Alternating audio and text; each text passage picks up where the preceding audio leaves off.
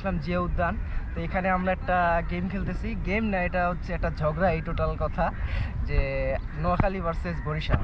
তো এই আমার পাশে আছে বড় ভাই না ছোট ভাই, বন্ধু মানুষ কিন্তু। তো তার নাম হচ্ছে রনি, সে নোয়াখালীর আর আমি বরিশাল।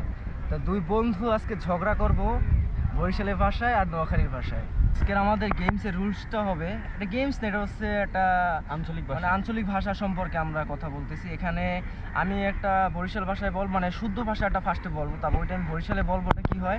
তা ওইটা আবার রনি বলবে হচ্ছে নোয়াখালীতে।